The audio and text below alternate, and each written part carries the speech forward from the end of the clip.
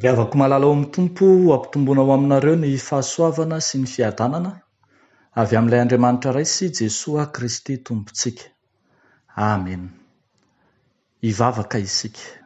Andriamanitro, rainay amin'ny alalan'i Jesoa Kristy tompo ianao a. Rainay be fitiavana, be indra fo ary tia dia tianay tokoa.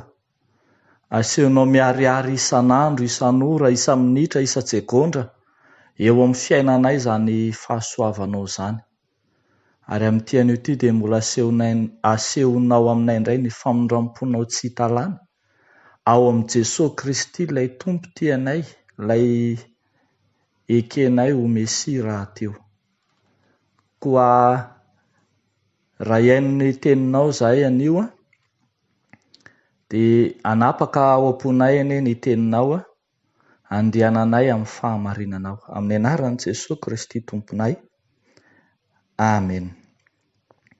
Ny bokin'i Isaia toko faha 12, andininy voalohany hatramin'ny fahafolo no mofinaina voalahatra ao antsika anio ry havako. Isaia toko faha 12, andininy voalohany hatramin'ny fahafolo. Vakiana amin'ny anaran'i Jesoa manao hoe: ary hisy solofo mitsimoka eo amin'ny fototry Jese, ary hisy mitrebona avy eo amin'ny fakany, ary ny fanahin'i Jehova hitoetra ao aminy, dia ny fanahin'ny fahendrena sy ny fahazavan-tsaina, ny fanahin'ny fanoloran-tsaina sy ny faherezana, ny fanahin'ny fahalalana sy ny fahatahorana an' Jehova. Ary ho antitra ankasitrahana aminy ny fahatahorana an' Jehova, ka tsy hitsara araka ny hitany masony izy, na hampiaika araka ny reny sofiny, fa ho tsarainy amin'ny fahamarinana ny malahelo, ary omeny rariny ny mpandefitra amin'ny tany, hamely ny tany amin'ny tsoran-kazon'ny vavany izy, ary ny fofonain'ny molony no amonoany ny ratsy fanahy. Fahamarinana no ho fisikinany, ary fanahy mahatoky no fehikibony. Ary ny ambodia hiara-mitoetra amin'ny zanak'ondry, ny leoparda hiara-mandry amin'ny zanak'osy, ary ny zanak'omby sy ny liona tanora sy ny omby kely mifahy iray toerana, ary ny zazakely no hiroaka azy. Ary ny omby vavy sy ny bera hiara-komana, ny zanany hiara-mandry, ary ny liona hihina-mololo tahaka ny omby, ny zaza minono hilalao amin'ny lavaky ny vipera, ary ny zaza mitsaha nono haninditra ny tanany ao amin'ny lavaky ny menarana. Ary tsy handratra na hanimba eran'ny tendrombohitro masina izy, fa ny tany ho henika ny fahalalany Jehova, tahaka ny anaronan'ny rano ny fanambaniny ranomasina. Ary amin'izany andro-rano, ny solofon'i Jesoa izay hitsangana ho fanevan'ny firenena, dia izy no ho tadiavin'ny jentilisa, ary ny fitoerany dia ho voninahitra. Ray masino, manamasinanay amin'ny fahamarinana, ny teninao no fahamarinana. Amen. Riavako malala ao amin'ny tompo, ilay Mesia maka endrika hoe solofon'i Jese na solofon'i Davida, zany no hitantsika taratra eto amin'ity mofinaina ity. Ambara fa avy amin'ny taranak'i Jese, avy amin'ny taranak'i Davida no hipoirany anankiray izay ho Mesia, ekeny izao tontolo izao, melipatrana hatrany amin'ny jentilisa aza. Iarahantsika malala, riavako malala, fa tanteraka tao amin'ny Jesoa Kristy ilay taranak'i Davida, izay tonga tamin'izao tontolo izao, nekeniny izao tontolo izao hatramin'ny jentilisa, izany maha Mesia izany. I Jesoa arak'izany ilay Mesia solofon'ny Davida, solofon'ny Jese, ambarany ity mofinaina ity. Izay ho jerentsika kosa amin'ity andro anio ity dia andeha ho jerentsika ny toetra ny Mesia tarafina amin'ny Isaia 1:12. Voalohany, ny Mesia dia feno ny fanahy. Feno ny fanahy. Rehefa mamaky ny 1 sy ny 2 isika dia toetra fototry ny Mesia ilay hoe feno ny fanahy. Ambara mantsy fa ny Mesia dia tsy hafa fa avy amin'Andriamanitra. Andriamanitra no niaingany. Araka izany, Andriamanitra feno ny fanahy no tonga ety ambonin'ny tany. Andriamanitra izay momba ny mpanompo voaosotrany amin'ny alalan'ny fanahy masina, zany no tonga ety ambonin'ny tany. Raha ambara fa tonga olombelona na tonga nofo ny zanak'Andriamanitra na tonga nofo Andriamanitra dia nofo tsy tahaka ny an'izao tontolo izao fa nofo feno ny fanahy. Ny Isaia 1:90 dia mbola manamafy izany faminaniana izany ka miteny eo amin'ny 1 manao hoe ny fanahin'i Jehovah Tompo no ato amiko. Ary hitantsika tsara ny fahatanterahany izany fa rehefa teraka Jesoa dia nambarana ny anjely tamin'ny Josefa fa izay fa aza matahotra pakatra an'i Maria vadinao fa ny zaza ao an-kibony dia avy amin'ny fanahy masina. Ambara zany fa Mesia feno ny fanahy, Mesia avy amin'ny fanahy masina ary Mesia fanahy ihany. Io izay tonga amintsika io. Ravako malala ao amin'ny Tompo, miharihary arak'izany fa zava-panahy, Andriamanitra fanahy, zany no mamangy izao tontolo izao amin'ny alalan'ny Jesoa Kristy. Tsy ilay olombelona manana ny fomban'ny tany, ilay olombelona mpanota na ilay olombelona misy kianina na manatsiny no tonga Mesia, fa i Jesoa Kristy ilay avy amin'ny fanahy, i Jesoa Kristy ilay feno ny fanahy. Azontsika hitokiana izy satria tsy manatsiny. Azontsika inona izy satria avy amin'ny fanahy. Ary azontsika ataony manaiky azy satria ny fanahin'Andriamanitra no momba azy. Fa ny toetra faharoa izay hitantsika rehavako malala eto amin'ity mofinaina ity dia ny hoe ny Mesia dia feno fahamarinana. Eo amin'ny 1:13 hatramin'ny 1:15 dia mampiharihary ny faminanian'i Isaia fa ny Mesia izay ho avy dia ilay Mesia ampanjaka ny fahamarinana, ampanjaka ny rariny eto amin'ny tany. Efa miaina ao anatin'ny tsy fahamarinana sy ny tsy rariny loatra mantsy ny zanak'olombelona ka inona fa ho avy ilay Mesia izay fahamarinana, izay ampanjaka ny rariny sy nitsiny ety amin'izao tontolo izao. Io Mesia io no efa nambaran'i Isaia ihany ao amin'ny 7 fa io Mesia io dia hampanjaka ny fahamarinana satria ny fanapahana dia eo antsorony.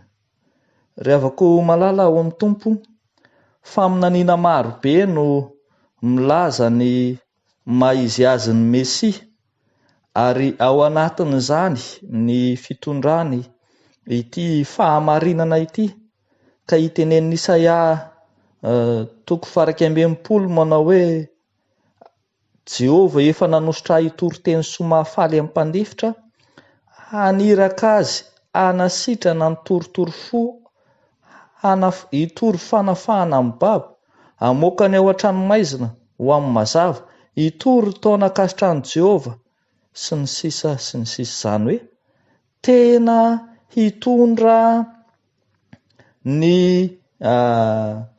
anjara masoandro ho an'ny malahelo sy ireo izay nifatotra, hitondra fifaliana ho an'izay reraka am-po, ary hitondra fanantenana vaovao ho an'izao tontolo izao mihitsy. Izany indrindra ry havako malala no antondian'i Jesoa tetỳ amin'izao tontolo izao, ho antsika reraka sy ketraka, ho antsika izay natsiaro voafatotra sy voageja tamin'ny endrika maro samihafa, ho antsika izay nona sy mangetaheta amin'ny fahamarinana, ho antsika izay mahatsiaro hotorovana sy sasatra noho ny adiny fiainana. Tsarovy fa ny Mesia izay ekentsika dia Mesia mitondra fahamarinana, mitondra fitsarana marina, hampanjaka ny rariny sy ny hitsiny amin'ny tany, hampitsahatra ny adinao, hanafaka izay ampahoriana, ary indrindra Mesia izay hitondra amintsika ny fahamarinana marina. Araka ny teniny manao hoe izao no lalana sy fahamarinana ary fiainana. Izany Jesoa fahamarinana izany no ampanjakaina amin'ity izao tontolo izao ity, hanjakany rariny sy nitsiny. Miantso antsika koa haka ny toetran'i Jesoa Kristy amin'izao vanim-potoana avy nandihy ny Noely izao, ka hanahaka an' Jesoa ilay fahamarinana, hampanjaka ny fahamarinana, hijery sy hitsinjo ireo madinika, ary ihany koa hampitsahatra ny tsirariny izay fanaontsika. Fa ny farany ry havako malala izay hitantsika eto amin'ity mofinaina ity, ny toetran'ny Mesia dia Mesia feno fiadanana. Mesia feno fiadanana. Eo manomboka amin'ny 19 no ahitantsika fa mitsahatra ny ady, mitsahatra ny fifanandrinana, mitsahatra ny fankahalana sy ny fifandrafiana maro samihafa. Ka indro hitantsika fa afaka hiara hitoetra ireo biby tsy mitovy karazana, afaka hiaraka honina ireo zava-mananaina tsy mitovy fomba, dia hitantsika eo fa hiara mitoetra ny ambody sy ny zanak'ondry, hiara-mandry ny leoparda sy ny zanak'osy, hitantsika fa hiray toerana ny zanak'omby sy ny liona, ary hiara-komana ny omby vavy sy ny bera. Tena ambara fa anjakan'ny fiadanana tanteraka ny vanim-potoana mesianika, ny vanim-potoanan'i Jesoa, ka hitsahatra ny ady, hitsahatra ny fifandrafiana, hitsahatra ny fankahalana sy ny fifanaovam-pahavalo rehetra, ka dia hiara ilalao aza ny zaza minono sy ny menarana sy ny vipera. I Jesoa Kristy izay Mesia dia efa naminaniana hatramin'izay ry havako fa izy ny anarany atao hoe mahagaga mpanolontsaina Andriamanitra mahery raha mandrakizay, ary andrian'ny fiadanana, Prince de la paix. Zany no anarana iantsona any Jesoa Kristy hampanjaka ny fiadanana amin'izao tontolo izao. Ry havako malala, io Jesoa Kristy io mihitsy no efa niteny fa fiadanana no avelako anareo, fiadanako no omeko anareo. Arak'izany Jesoa Kristy mitondra fiadanana, izany no Jesosy Kristy ambarany Baiboly, tsy Jesosy Kristy mitondra fandrangitana, na i Jesosy Kristy mitondra savorovoro na korotana, fa Jesosy Kristy mitondra fandriampahalemana sy mitondra ny fitoniana, ny fitsaharany ady no hitantsika amin'izao vanim-potoanan'ny Krismasy taona 2024 ahafantarantsika ny fahatongavan'i Jesosy ilay Mesia izao no tokony ampitsaharantsika koa ny endrika fifanandrinana rehetra, ny endrika fankahalana rehetra, ny endrika fifanaovam-pahavalo rehetra, fa hisaina mandrakariva ilay fandriampahalemana entin'i Jesosy sy tononony amin'izao tontolo izao. Arak'izany, vanim-potoanan'ny fitoniana izao, vanim-potoana ny filaminana sy ny fandriampahalemana, ka ho raisintsika, ho ampiarintsika, ho atomboka eo amintsika ny fampiarana izany. Sady mandalo ny Krismasy isika no hiatrika ny faran'ny taona. Arak'izany dia heverina fa mety mihitsy ny fotoana mba tsy handinganan'ny ady sy ny fifankahalana samihafa ho any amin'ny taona vaovao intsony, fa ho atsarintsika satria anjaka ao anatintsika ilay Jesosy Kristy, ilay Mesia feno fiadanana. Raha fehezina izao tenin'Andriamanitra izao ry havako malala dia ny hoe avy amin'ny taranaky Davida, avy amin'ny taranaky Jese, ilay Mesia mitondra famonjena ho an'izao tontolo izao. Mananjara samy mananjara isika raha toa ka nahazo anjara amin'izany famonjena izany, fa maika mananjara isika raha toa ka afaka miaina izany fiainan'i Jesosy izany, ka andeha amin'ny fiadanana, andeha amin'ny fahamarinana, ary andeha araka ny fanahy amin'ny fanompoantsika sy ny fiainantsika rehetra andavanandro. Dia ho an'Andriamanitra irery ihany ny voninahitra ao amintsika izany tenin'Andriamanitra izany. Amen. Hivavaka isika. Andriamanitra rainay masina sy tsara indrindro, Andriamanitra tianay loatra ianao, Andriamanitra manolotra ny mahaenao anao, ny toetranao mihitsy no tianao hiainanay koa, andehananay araka ny fanahy, hiainanay ny fahamarinana sy ny fiadananao. Ndreto izay vonona Tompo, ampiatra izany eo amin'ny fiainanay andavanandro, ka aneo mandrakariva fa miaraka aminao izahay. Mivavaka izay Tompo ho an'ny mpitondra fanjakana, ho an'ny fifandranana ara-politika, ho an'ny tsy fitovian-kevitra, ho an'ny fifanoherana samihafa entinay eo anatrehanao. Ianao ilay Andriamanitra ny fiadanana mpanjaka, ny fiadananao, ny fitoniana, ny filaminana, ka hanjakany ny taninay amin'ny fiadanana marina tokoa.